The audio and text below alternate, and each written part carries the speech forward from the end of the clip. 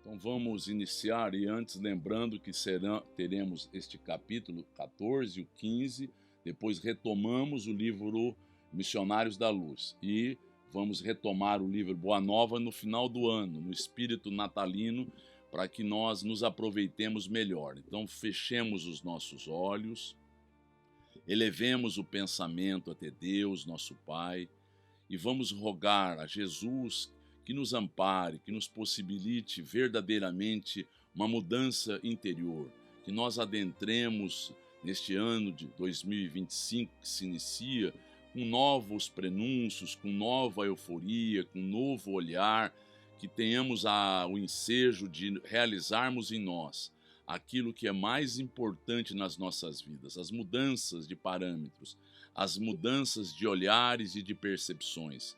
Rogamos, Senhor, que as tuas bênçãos se façam através de amigos espirituais que nos amparam, a Dona Emília Santos, o tio Rolandinho, a tia Bebé, o meu pai, a Dona Irma Ragazzi Martins, a Dona Benedita Fernandes e tantos outros espíritos que nos amparam e nos auxiliam.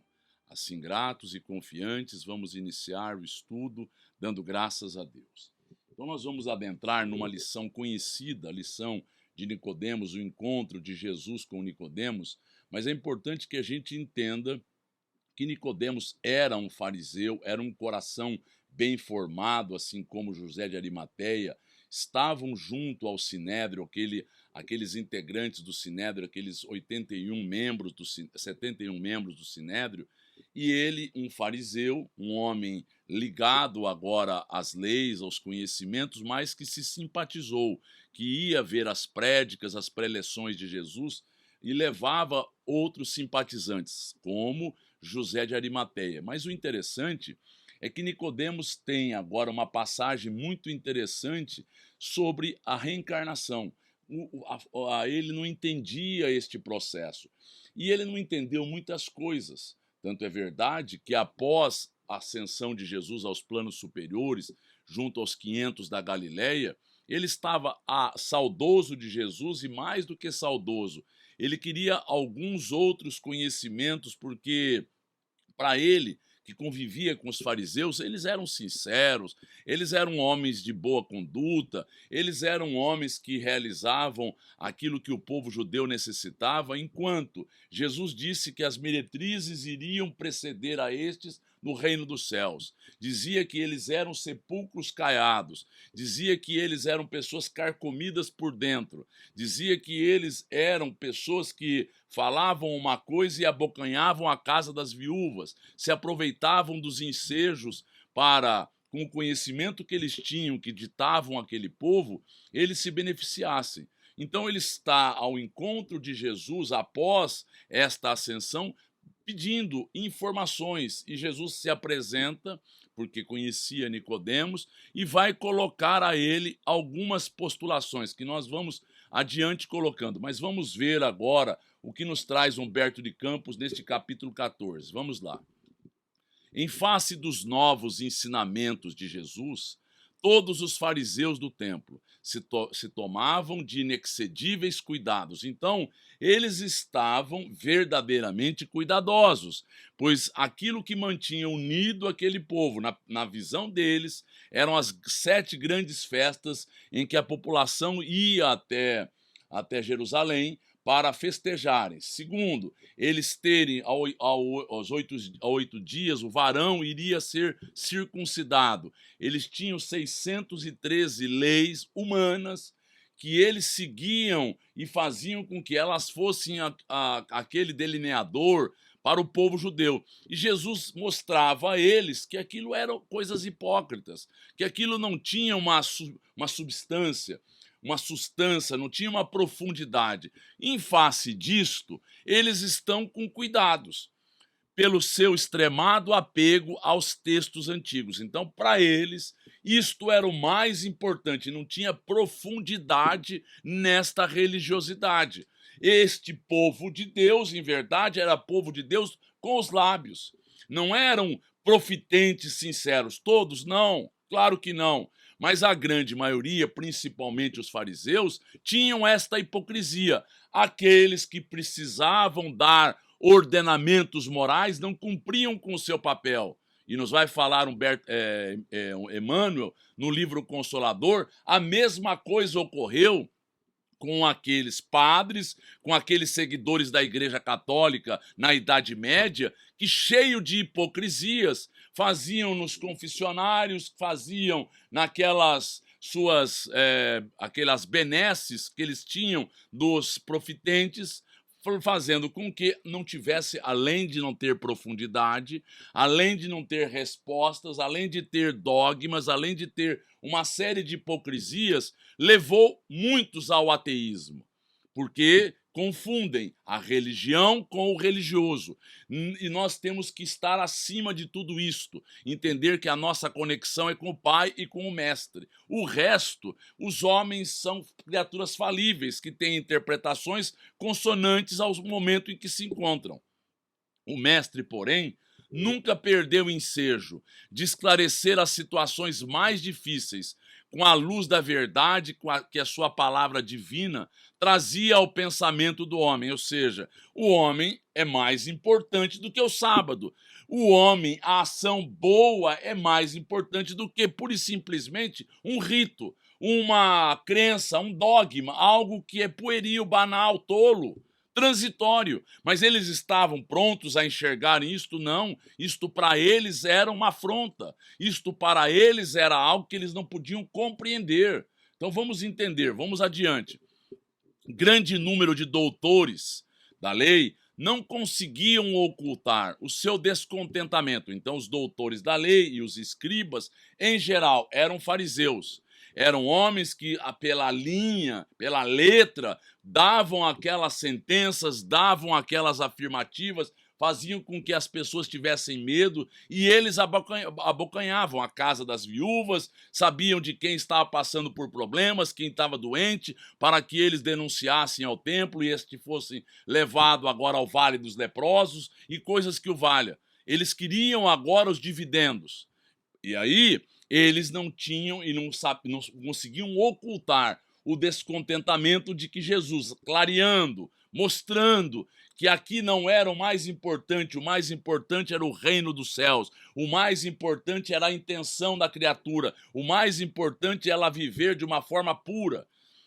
Porque, não obstante suas atividades derrotistas, continuavam as ações generosas de Jesus. Por que derrotistas? Porque para eles o mais importante era o rito, era a aparência, o mais importante era a hipocrisia, o mais importante era trazer para baixo do tapete a sujeira, era não olhar aqui a isto. Então eles queriam manter as coisas como estavam para que eles se beneficiassem. Mas Jesus continuava curando aos sábados, como nós estamos mostrando aqui. Ele chegou em Jerusalém e foi curar no sábado. No sábado ocorreu um fenômeno da voz direta em Jerusalém. No sábado ele teve agora anunciando na frente do templo,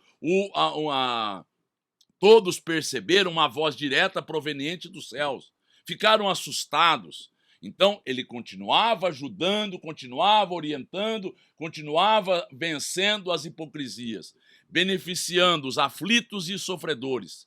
Discutiam-se, portanto, os novos princípios no grande templo de Jerusalém. Então o Sinédrio se reunia diuturnamente na presença de Jesus, iam e mandavam emissários até agora a Galileia, quando Jesus lá se encontrava, para que eles entendessem o que era isto, qual era este novo reino, quais eram estes novos prenúncios, quais eram estas novas posturas.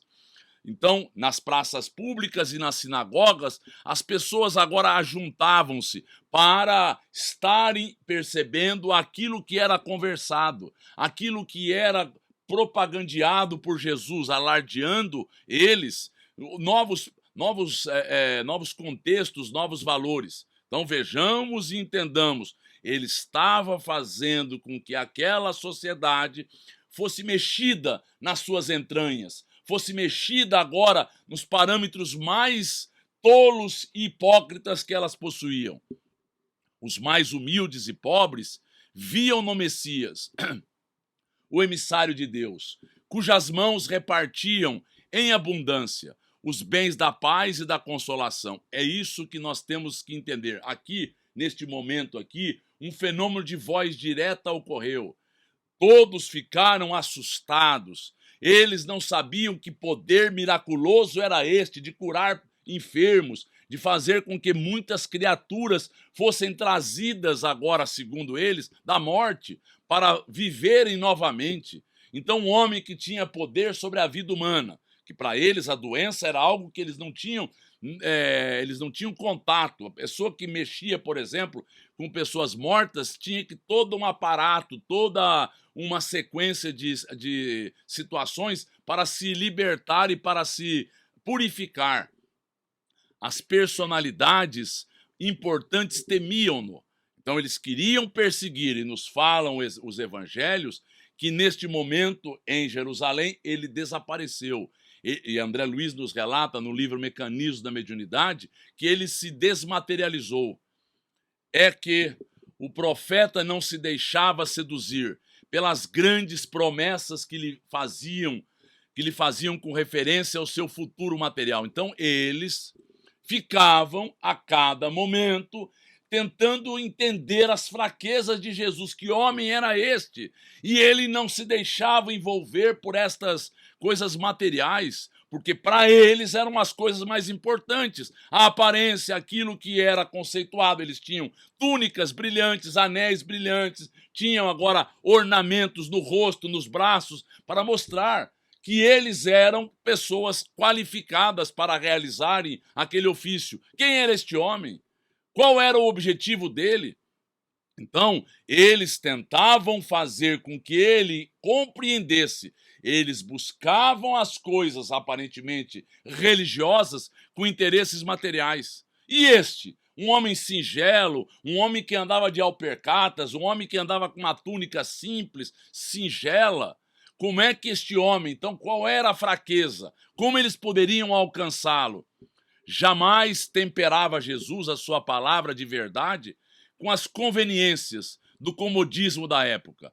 Então, o comodismo da época, qual era? Viver segundo aquelas premissas. As pessoas, então, regulamentavam as suas vidas pelas 7 festas que eles iam até Jerusalém, regulamentavam a sua ida aos sábados, sexta-feiras, começava ao entardecer às 6 horas da tarde o sabá, que era sagrado, para que eles mostrassem a referência ao Pai e assim por diante.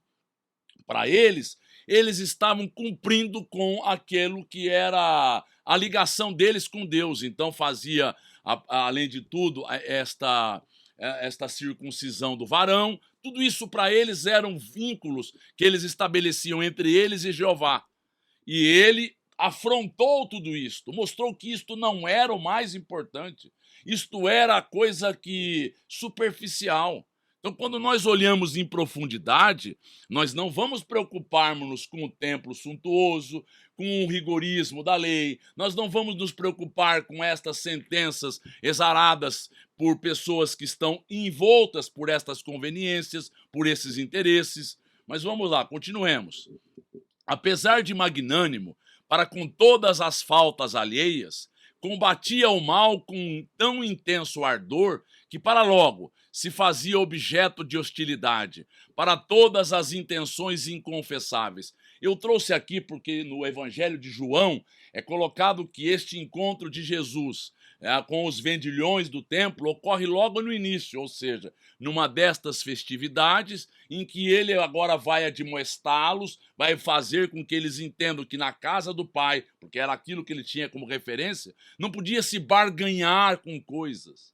E eles viviam deste conúbio deles, judeus, com os romanos, na frente do templo se vendiam coisas. Os cambistas vendiam de tudo, vendiam pombos, vendiam aves maiores, menores, dependendo da quantidade de dinheiro que a pessoa tinha, para as oferendas agora queimarem na pira do templo. Então eram estas as intenções deles. E ele agora combatia o mal, as intenções veladas, obscuras e doentias destas pessoas que queriam se beneficiar da credulidade humana.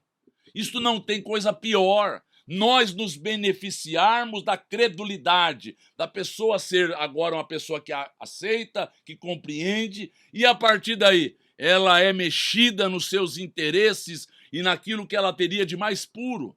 Então nós não podemos barganhar com coisas espirituais. Isto é, como nos fala o Evangelho, o maior pecado, barganhar com as coisas do Espírito.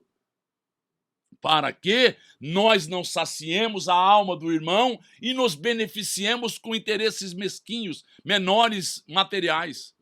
Mormente, em Jerusalém, que com o seu cosmopolitismo, ou seja, era um local em que tinham várias raças, vários interesses, romanos, agora gregos, agora partos, medas, haviam várias pessoas, os judeus, rigoristas que ali comandavam através do sinédrio, era um expressivo retrato do mundo, ou seja, então ele está nos retratando Jerusalém com as suas hipocrisias. Nos fala Emmanuel, quando ele começa a relatar agora o livro Paulo e Estevão, e vai relatar também o livro há 2000 anos, ele relata: todas as vezes que eu entrei em Jerusalém, eu vi aquela hipocrisia, eu vi aquele retrato, que era um retrato do mundo carcomido de valores materiais.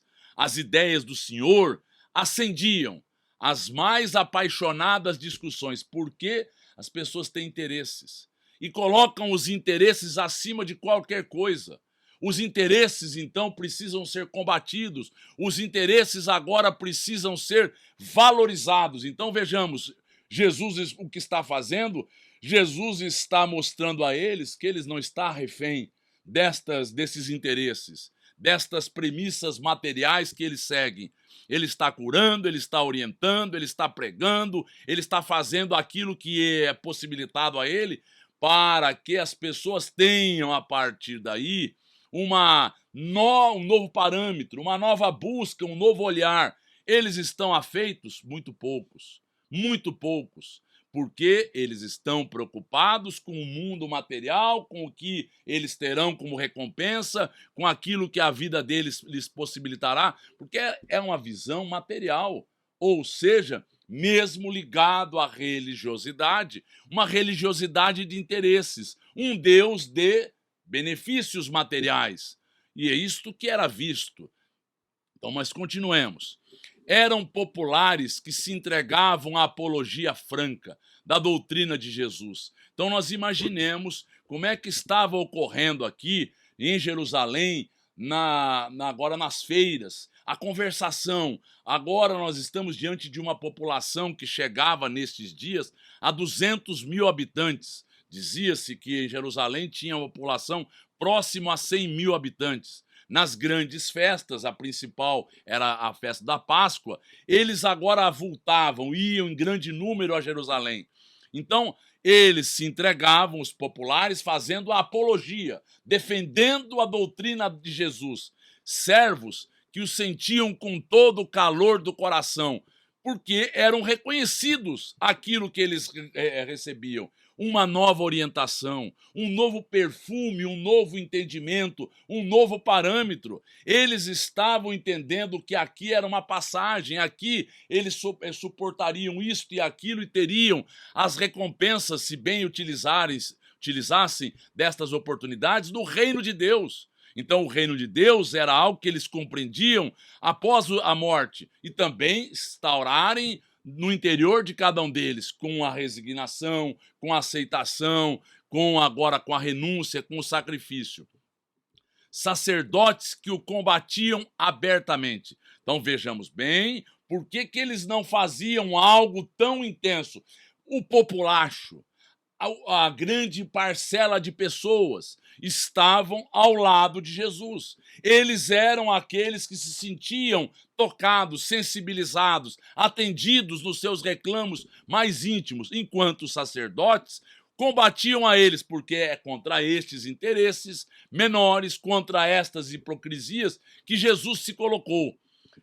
Convencionalistas que não o toleravam. Então, pessoas que eram convencionalistas, que seguiam aqueles ritos, nem sabem por quê, fazem porque está determinado.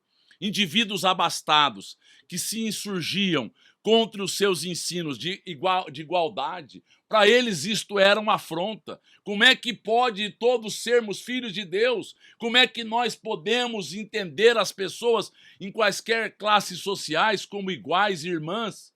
Isso era uma afronta. Eles se sentiam muito mal com estas colocações. Todavia, sem embargo das dissensões naturais que precedem o estabelecimento definitivo das ideias novas, alguns espíritos acompanhavam o Messias, tomados de vivo interesse pelos seus elevados princípios. Então, veja lá, a par destas contendas, destas discussões acaloradas, a par destas dissensões que se apresentavam, existiam espíritos encarnados e desencarnados. Dentre os encarnados, Nicodemos, que acompanhavam José de Arimateia, e outros que eram abastados, centuriões, e outros que acompanhavam com vivo interesse, por entenderem que aquilo era algo que tinha um conceito, que tinha o exemplo, que tinha algo divino ocorrendo. Então, eles estavam por acompanharem como é que aquilo iria desaguar, como é que aquilo teria sequência. Entre estes figurava Nicodemos, fariseu notável, pelo coração bem formado e pelos dotes da inteligência. Então ele está nos colocando que ele era um fariseu, era um doutor da lei, era um conhecedor de várias coisas. Por exemplo, quando eles iriam adentrar a serem doutores da lei, eles adentravam em uma escola de Shammai, escola de Léo, e era a partir daí eles entendiam a fundo a lei, as mosaicas, o Torá, entendiam outros ensinamentos provenientes de outras localidades. Então, isto é que dava a eles um cabedal. Isso é que dava a eles um entendimento para darem um norteamento. Existiam, como Nicodemos, fariseus bem intencionados? Existiam. Existiam pessoas que tinham uma boa conduta? Sim. Todos eram inteligentes e, em geral, para os preceitos e consequências e aquilo que poderiam beneficiá-los materialmente. Então, em geral, sim. Assim, uma noite, ao cabo de grandes preocupações e longos raciocínios, Nicodemos procurou a Jesus. Então, estamos em Jerusalém, Jesus está junto aos apóstolos em Jerusalém, e na calada da noite, ele vai procurar Jesus, em particular, seduzido pela magnanimidade, pela bondade de suas ações e pela grandeza de sua doutrina salvadora. Então, ele começa a entender que ali tem um homem santo, ali tem um homem bom, ali tem um homem que tem um contato seleto, intenso com o Pai, porque as coisas que ele realiza não são coisas que qualquer um realiza. Eles já ouviram falar em algum profeta que ocorreu isto e ocorreu aquilo? Sim, mas nesta larga escala, neste potencial divino, era algo nunca visto.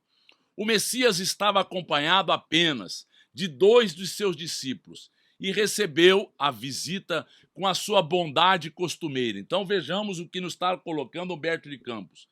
Um ser desta dimensão tem alegria, bom ânimo, bondade. São premissas básicas que se estabelecem e se mostram na vida de um homem, porque eles quiseram nos retratar um homem melancólico. Era um homem bom, sereno, um homem em que todas as virtudes estão desenvolvidas em maior escala. Então, Jesus recebe a Nicodemos para orientá-lo. Mas continuemos. Após a saudação habitual, e revelando as suas ânsias de conhecimento, depois de fundas meditações, Nicodemos dirigiu-se respeitoso, ou seja, após ele avaliar, após ele entender, buscar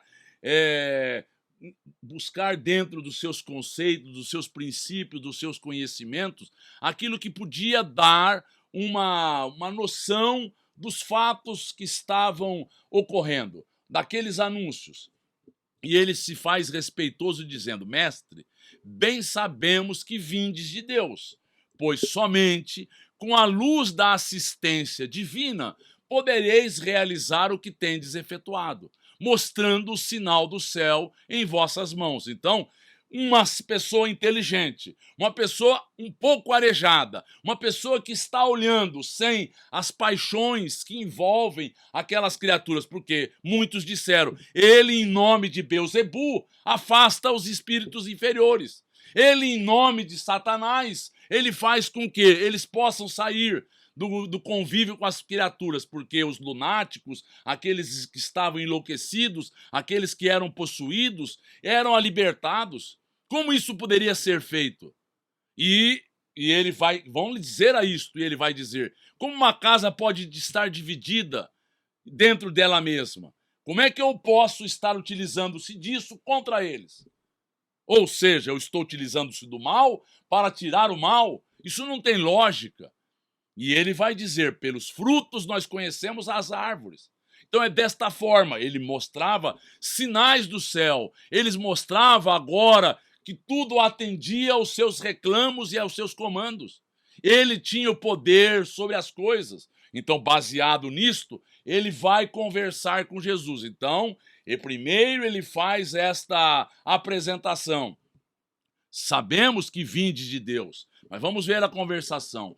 Tenho empregado minha existência em interpretar a lei. Então, ele era um doutor da lei que tentava interpretar da melhor forma aquilo que era apresentável, exarando sentenças, mostrando às pessoas os erros que elas estavam inseridas, os contextos em que elas deveriam modificar. Então, ele era o homem, um destes, abalizados a darem normativas às criaturas.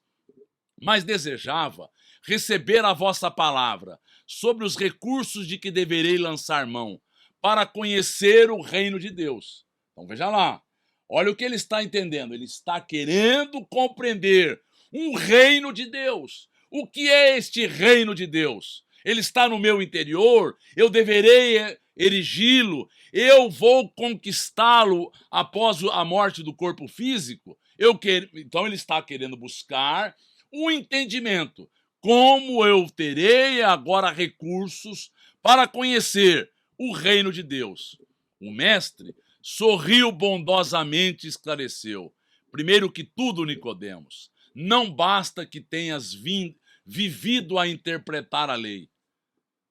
Antes de raciocinar sobre as suas disposições, deverias ter-lhe sentido os textos. Então veja lá o que ele está dizendo, que nós não nos apeguemos à letra dos textos, que nós entendamos que por trás da letra existe um sentido, por trás do sentido existe uma emoção, existe um sentimento, existe algo a embalar. Será que nós conseguimos, analisando pura e simplesmente o texto da letra, entendermos a intenção das pessoas? Entendermos o que levou a pessoa a agir daquela maneira? Poderemos buscar na conversação isto, de uma forma mais próxima àquilo que foi intentado, objetivado pela pessoa. Mas nem assim conseguiremos, pois nós não temos elementos para sentir isto, as reais intenções das pessoas. Então ele está colocando que é necessário sentir, é necessário compreendê-las na sua essência, nos seus sentimentos. Mas vamos lá. Mas em verdade, devo dizer-te que ninguém conhecerá o reino do céu sem nascer de novo. Então ele criou esta imagem.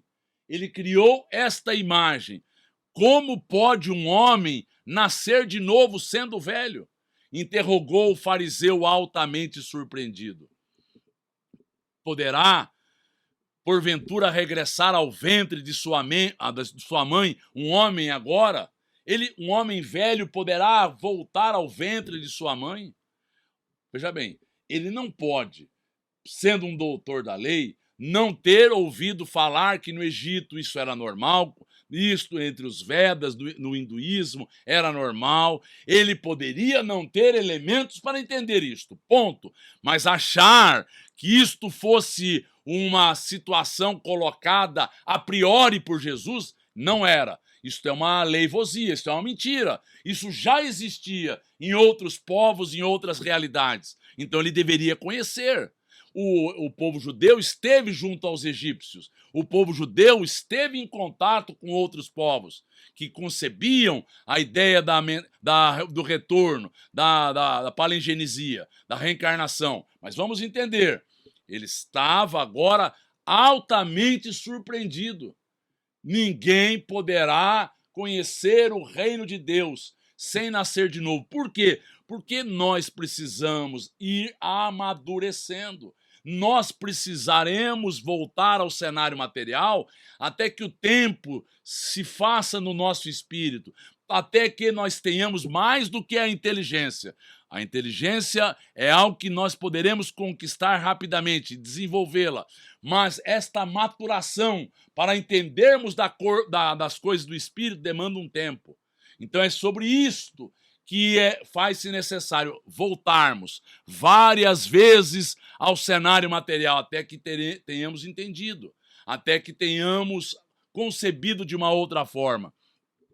O Messias fixou nele os olhos calmos, consciente da gravidade do assunto em foco, e acrescentou: em verdade, reafirmo-te ser indispensável que o homem nasça e renasça para conhecer plenamente a luz do reino. Então eu reafirmo a você que é necessário para que ele conheça em plenitude, para que ele possa erigir dentro de si mesmo estes valores e erigir dentro de si mesmo esta nova concepção de vida e estar pronto a adquirir parâmetros e valores após a sua morte. Ou seja, ir a locais superiores, tirando a animalidade, tirando a materialidade que nos coloca num padrão muito tacanho, muito inferior. Então ele está colocando claramente a Nicodemos, e esta imagem foi criada. Nicodemos aqui colocou aquilo que Jesus plasmou, porque foi visto por ele. Jesus falava, as suas palavras tinham sonoridade, tinham imagem, fixavam na mente da pessoa e ela era capaz de captar aqueles ensinamentos. Vamos ouvir perguntas. A gente sabe que no Evangelho essa passagem está muito parecida, mas a gente também sabe que muitas coisas foram alteradas, mudadas ou retiradas. E isso não foi tirado do Evangelho. É porque eles não entenderam o que Jesus quis dizer também? Eles não entenderam o que Jesus quis dizer. Eles entenderam que o nascimento era o batismo. Você era uma nova criatura. Mas Jesus é peremptório, é claro sobre isto aqui. Nascer de novo. E ele vai reafirmar isto. Vamos lá.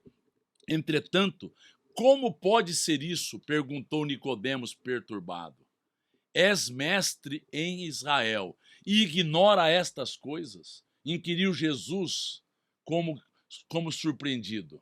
Ou seja, Jesus estava falando com um doutor da lei, um mestre, um homem conceituado, um homem que exarava sentenças, que não estava pronto no seu raciocínio, no seu entendimento, para entender este anúncio.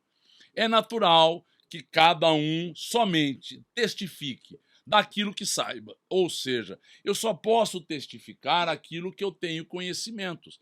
Aquilo que me escapa, eu não consigo nem entender, nem olhar. Aquilo que é além da minha capacidade intelectiva, da minha capacidade de maturação, passa ao largo, sem que eu compreenda. Mais maduro, mais desenvolvido, mais consciente, aquilo passa a ter um entendimento fácil pela criatura. Ela estava ao lado, mas ela não tinha olhos nem ouvidos para entender. E continua. Porém, precisamos considerar que tu ensinas. Se tu ensinas, isto era algo que era normal. Dentro do judaísmo existem várias situações que denotam isto. Várias. Na terceira geração ou na quarta, a pessoa voltaria. Isso está claro para aqueles que adentram a lei com um olhar diferenciado. Quando a gente tem um olhar diferenciado, a gente entende.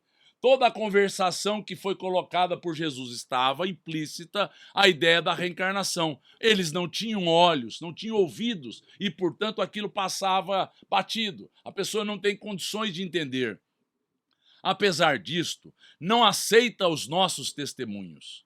se falando eu de coisas terrenas, sentes dificuldade em compreendê-las com os teus raciocínios sobre a lei? Como poderás aceitar as minhas afirmativas quando eu disser das coisas celestiais? Então vamos entender o que Jesus está dizendo. É uma lei biológica reencarnar. É uma necessidade natural para o desenvolvimento dos nossos corpos, espirituais e físicos, todos os corpos em nós retornando ao cenário material, irão se desenvolver. As suas células terão um ordenamento, terão a partir daí uma disciplina, terão possibilidades, mesmo que com as doenças, de se desenvolver. A parte material irá se desenvolver. Então, é uma necessidade biológica o desenvolvimento dos princípios espirituais que estão nas células, é uma necessidade biológica dos nossos espíritos virem junto a uma coisa tão rude, a uma coisa tão materializada para que nós possamos nos desmaterializar. Então é uma necessidade nós voltarmos ao cenário material, até que nos desmaterializemos, até que tenhamos outro olhar, até que tenhamos agora vencido a materialidade e reparado os nossos erros. Mas ele está dizendo algo interessante. Quando ele disser das coisas celestiais, como é que a pessoa poderá agora absorver e assimilar? O que são as coisas celestiais? As coisas necessárias para o nosso aprimoramento espiritual. A doutrina espírita cristã nos trouxe elementos para que entendêssemos até um ponto. Ela é uma doutrina sempre em crescimento, sempre em evolução, sempre outros parâmetros serão trazidos. Então, com a vinda de Jesus, nós soubemos, ainda que de forma pálida, da reencarnação, mas nós soubemos do reino de Deus, da imortalidade da alma. Com a doutrina espírita, nós sabemos de forma mais plena a reencarnação e a lei de causa e efeito. Outras coisas nos esperam, outros conhecimentos estão afeitos quando nós nos desenvolvermos. Seria loucura destinar os alimentos apropriados a um velho para o organismo frágil de uma criança. Ou seja, ele está trazendo um ensinamento para um espírito que teria elementos, já era maduro, já tinha condições de compreender aquilo que estava dentro do Torá. No Torá, volto a frisar nos Salmos, em várias passagens, é colocado sobre isto. É colocado que a gente coloca uma semente para que ela, voltando ao solo, possa desabrochar. Então, quando a pessoa tiver o olhar, vários ensinamentos estarão denotando isto. Uma criança não pode entender sobre isto. Mas vamos ver como Jesus continua. Extremamente confundido, retirou-se o fariseu, ficando André e Tiago empenhados em obter do Messias o necessário esclarecimento acerca daquela lição nova. Então, ele estava confundido, ele estava tão confundido, como eu volto a frisar, quando ele pede para que Jesus reapareça, e Jesus o faz, Jesus vai dizer: o que você quer, Nicodemos? Ele vai se materializar diante do Tiberíades e vai conversar com ele. Senhor, eu não entendo. O Senhor prenunciou certas coisas e eu vejo pessoas de boa conduta que foram agora colocadas como pessoas de má vida. O que é importante é que Jesus, além de ver a intenção, ele via em profundidade. Além de ver em profundidade a intenção, ele via as consequências daquela atitude para esta sociedade. Sociedade apenas e tão somente buscando a inteligência, os interesses, a superficialidade.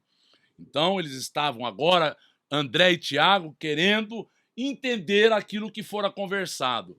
Jerusalém quase dormia sob o véu espesso da noite alta. Silêncio profundo se fizera sobre a paisagem.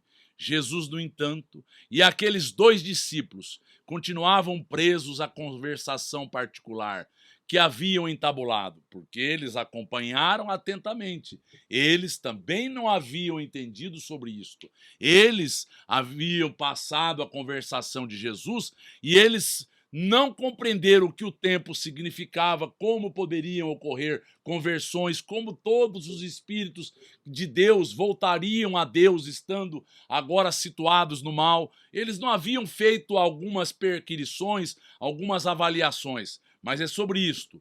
Os dois apóstolos desejavam ardentemente penetrar o sentido oculto das palavras do mestre. Então eles queriam adentrar. Humberto de Campos nos coloca, oculto a eles, oculto a Nicodemos. Estava claro o ensinamento aqui colocado. Estava claro, mas eles não poderiam absorver, assimilar de uma forma peremptória nesse instante. Vamos entender, vamos ver a conversação. Como seria possível aquele renascimento? Não obstante, os seus conhecimentos também partilhavam da perplexidade que levara Nicodemos a se retirar fundamente surpreendido. Também eles estavam altamente surpreendidos.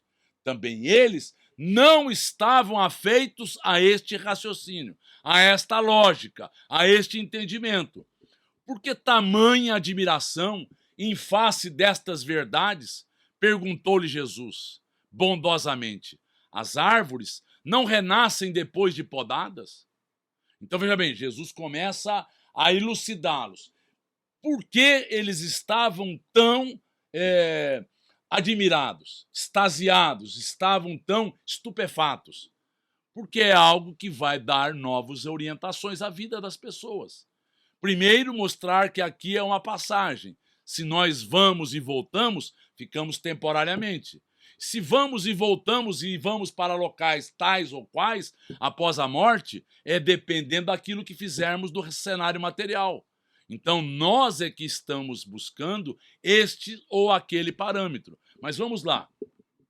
Com respeito aos homens, o processo é diferente, mas o espírito de renovação é sempre o mesmo. Então, eu trouxe aqui a ideia da roda das reencarnações, a ideia dos renascimentos que se fazem de forma necessárias, ininterruptamente até que o espírito esteja pronto a assimilar outros valores, até que ele tenha reparado tudo que ele tenha feito para com a lei.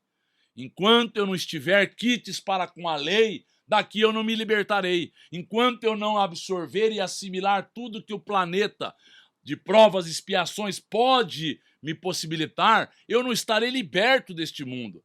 Se eu tiver ainda muita materialidade, muitos comprometimentos, muitos problemas, eu terei que ressarcir, eu terei que ter hombridade, eu terei que, respeitando a lei, repará-la. Então é necessário este entendimento, mas a renovação estava implícita também nas árvores. O corpo é uma veste, o homem é seu dono, o espírito é o seu dono. O corpo é algo que nós vamos vesti-los várias vezes, várias formas, até que tenhamos nos aproveitado desses ensejos, ajudando ao corpo a se desenvolver. Volto a frisar, os princípios espirituais que lesamos outrora, temos que usá-los da melhor maneira, temos que utilizá-los para que eles progridam e temos que nos beneficiar espiritualmente para que nos desmaterializemos. Toda roupagem material acaba rota, ou seja, fica velha. Porém, o homem que é filho de Deus encontra sempre em seu amor os elementos necessários à mudança do vestuário. Olha o que ele está nos trazendo. A roupa fica rota, ela fica rasgada, ela fica carcomida, ela vai ser levada agora ao sepulcro, é normal. Mas somos filhos de Deus e encontramos no Pai os elementos necessários para que nós agora mudemos de vestuário. Voltemos e tenhamos uma nova possibilidade, um novo elemento de progresso, de melhoria. Mas vamos ver como ele continua. A morte do corpo, esta mudança é indispensável, porque a alma caminhará sempre através de outras experiências, até que consiga a imprescindível provisão de luz para a estrada definitiva no reino de Deus. Então ele está nos trazendo o entendimento. Até que tenhamos realizado a construção do reino de Deus em nós. Até que isso não se faça, as reencarnações serão necessárias. Até que eu não me aproveite de todos os elementos, até que eu não repare tudo pelo qual eu fiz de forma indevida. E como nos fala a epístola de Tiago, uma atitude boa repara milhares e centenas de erros de outrora. Então, é desta forma que nós precisamos compreender. A alma irá caminhar, mas ela precisa se aprimorar, ela precisa abocanhar-se de novos valores. Não basta vir e voltar. Nos fala André Luiz no livro Libertação, existem almas que estão há 10 mil anos vindo e voltando do plano espiritual, vindo ao plano físico e voltando, chegando no plano espiritual, não se conscientizando e retornando, porque estão presas à materialidade, até que acordem um dia, até que entendamos um dia, nós não somos daqui. Esta é a nossa grande oportunidade.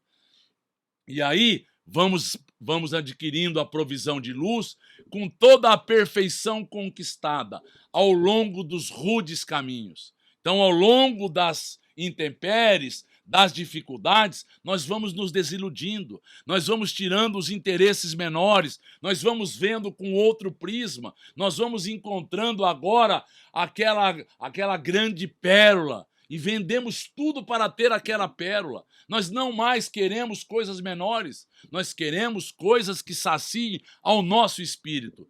André sentiu que uma nova compreensão lhe felicitava o espírito simples e perguntou: mestre, já que o corpo é como a roupa material das almas, por que não somos todos iguais no mundo? Ou seja, já que o corpo é algo que nós vamos tirando, vamos tendo outro, por que não somos todos iguais? Vejo belos jovens junto de aleijados e paralíticos. Acaso, Jesus vai dizer, não tenho ensinado que tem de chorar todo aquele que se transforma em instrumento de escândalo? Ou seja, aquele que agiu de forma indevida, não se aproveitou das oportunidades. Aquela expiação chega na alma do ser humano porque ele não soube aproveitar as provas, usou-se e utilizou-se indevidamente das oportunidades, volta com a carência, com a dificuldade para que aprenda. Cada alma conduz consigo mesma o inferno ou o céu, que edificou no âmago da consciência. Ninguém é privilegiado, ninguém é esquecido, ninguém está passando por uma parte material aparentemente favorável e é beneficiado. Isso é prova dificílima. Entendamos, eu preciso adquirir valores do espírito. Qual a forma mais difícil? Tendo coisas. Beleza, dinheiro, poder, porque eu vou ficar preso a isto. São as coisas mais difíceis, porque a pessoa se inebria, se deslumbra e se esquece de buscar aquilo. Se eu tenho que buscar aquilo, eu preciso bem me utilizar de tudo que me é dado. Do corpo, das oportunidades, da profissão, das amizades, de tudo que a vida me dá. Então nós trazemos dentro de nós o céu ou o inferno. Se eu tenho isto, poder, beleza, dinheiro, uso bem, eu passo de forma condigna por esta prova. Se não, eu me perdi. Eu criei para minha intimidade o inferno. Então, o que nós estamos colocando que o Cristo nos disse? Aquele que se faz instrumento do escândalo, aquele que prejudica o outro, aquele que cria dissabores ao outro, está gerando para si um inferno. Mas vamos continuar.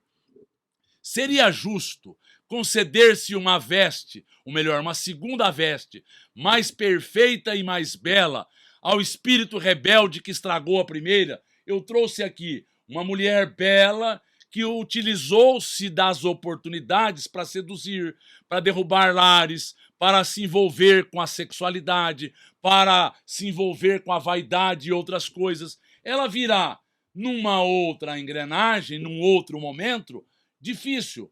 Como é que nós teremos uma veste perfeita se nós não usamos de forma correta a primeira?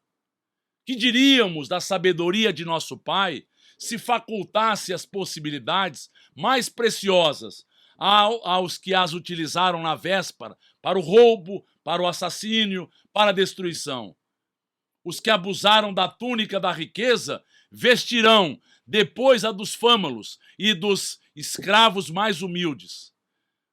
Como as mãos que feriram podem vir a ser cortadas. Então eu trouxe aqui alguém que teve a riqueza, vai vir, se não bem utilizou-se, na pobreza. Para ser punido? Não, para acordar, para reparar, para se desapegar, para buscar os valores essenciais do espírito. Então a finalidade é nós aprendermos com a nova oportunidade, com a lei de causa e efeito, a buscarmos valores na nossa essência, valores do espírito que precisam desabrochar, vir à tona. E ele continua: Senhor, compreendo agora o mecanismo do resgate, murmurou Tiago, externando a alegria do seu entendimento. Mas observo que, deste modo, o mundo precisará sempre do clima do escândalo e do sofrimento, desde que o devedor, para saldar seu débito, não poderá fazê-lo sem que outro lhe tome o lugar com a mesma dívida. Então, o que ele está imaginando? Eu só vou reparar os meus erros sofrendo as agressões, sendo agora objeto do escândalo. E, consequentemente, aquele toma agora para si o escândalo e o débito. Eu reparei o meu. Então, esse é o raciocínio de Tiago. O mestre apreendeu a amplitude da objeção e esclareceu os discípulos perguntando: dentro da lei de Moisés, como se verifica o processo da redenção? Tiago meditou um instante e respondeu: também na lei está escrito que o homem pagará olho por olho, dente por dente. Também tu, Tiago, está procedendo como Nicodemos, replicou Jesus com generoso sorriso. Então Jesus vai agora elucidar. Eu trouxe aqui a lei com a sua justiça e ele vai nos apresentar que acima da justiça existe a misericórdia. Sempre acima da justiça. Vamos acompanhar. Como todos os homens, aliás, têm raciocinado, mas não têm sentido, ou seja, não têm apreendido, não tendo ido a fundo naquilo que compreenderam. Ainda não ponderaste, talvez, que o primeiro mandamento da lei é uma determinação do amor. Acima do não adulterarás, do não cobiçarás, está o amor a Deus sobre todas as coisas, de todo o coração e de todo o entendimento. Acima de tudo, as leis se resumem a amar a Deus sobre todas as coisas e ao meu irmão como a mim mesmo, com todo o meu entendimento. Então veja bem, a premissa básica, acima de tudo, é o amor de Deus. O amor do nosso Pai. O Pai nos ama. Como poderá alguém amar ao Pai aborrecendo-lhe a obra? Se eu quero fazer o mal, eu estou aborrecendo a obra. Se eu quero me beneficiar, eu estou prejudicando a outros, aborrecendo a obra. Contudo, não estranho a exiguidade, a falta de amplitude da visão espiritual com que examinaste o texto dos profetas. Todas as criaturas hão feito o mesmo. Porque para eles é isto, é necessário o escândalo. Ai daquele por quem o escândalo vem. Mas existe esta percepção. Investigando as revelações do céu com o egoísmo que lhes é próprio, organizaram a justiça como o edifício mais alto do idealismo humano. Ou seja, usaram da justiça fria, implacável, peremptória. Então, usou-se disto. E agora o Cristo nos traz um outro parâmetro. E, entretanto, coloca o amor acima da justiça do mundo. E tenho ensinado que só ele cobre a multidão dos pecados. Então nós colocamos aqui a ideia para que eles entendessem o amor. É este elan, é esta energia que nos movimenta a alma. Se nos prendemos à lei de Talião, somos obrigados a reconhecer que onde existe um assassino, haverá mais tarde um homem que necessita ser assassinado. Com a lei do amor, porém, compreendemos que o verdugo e a vítima são dois irmãos, filhos do mesmo pai. Basta que ambos sintam isto, para que a fraternidade divina afaste os fantasmas do escândalo e do sofrimento. Basta que exista o perdão, basta que exista alguém se agora se restaurando junto ao outro, se restabelecendo, ajudando a construir aquilo que ele havia prejudicado. Basta que isso se efetive para que nós reparemos, e não o escândalo, e não o problema. Então é necessário que entendamos, é o trabalho digno, de amor, com intensidade profunda que fará com que nós nos reabilitemos. Ante as elucidações do mestre, os dois discípulos estavam maravilhados. Aquela lição profunda esclarecia-os para sempre. Tiago, então, aproximou-se e sugeriu a Jesus que proclamasse aquelas verdades novas na pregação do dia seguinte. O mestre dirigiu-lhe um olhar de admiração e interrogou: será que não compreendeste? Pois se um doutor da lei saiu daqui sem que eu pudesse explicar toda a verdade, como queres que proceda de modo contrário, para com a compreensão simplista do espírito popular? Se um doutor da lei não entendeu, como é que o espírito popular simplista poderá entender? Alguém constrói uma casa iniciando pelo teto o trabalho? Não, a gente tem que construir a base. Então, o Cristo trouxe a base. Ele estava erigindo. Moisés é a base, ele estava erigindo. E agora, os homens, com o tempo, iriam ter condições. Além disto, mandarei mais tarde o Consolador. Então, o Consolador viria mais tarde, com o comando de Jesus para clarear, a fim de esclarecer e dilatar os meus ensinos. Eminentemente impressionados, André e Tiago calaram as derradeiras interrogações. Aquela palestra particular entre o Senhor e os discípulos permaneceria guardada na sombra leve da noite em Jerusalém. Mas a lição de Nicodemos estava dada. A lei da reencarnação estava proclamada para sempre no Evangelho do Reino. Então, que nós entendamos, Jesus trouxe, mas aquilo não foi aberto às pessoas de uma forma geral. Ficou de uma forma um pouco oculta, para que na sequência o Consolador viesse e esclarecesse que todos nós somos responsáveis pelo que fazemos. Ele mesmo nos disse: a cada um será dado segundo as suas obras. E nós poderemos reparar os nossos desacertos, auxiliando através da caridade, auxiliando através das utilizações bem devidas das circunstâncias. Então nós vamos finalizar a nossa reunião agradecendo a Deus, a Jesus, a estas oportunidades maravilhosas. Que estas bênçãos possam se perpetuar nas nossas almas. Agradecidos, confiantes, finalizamos mais um estudo dando graças a Deus. E que assim seja.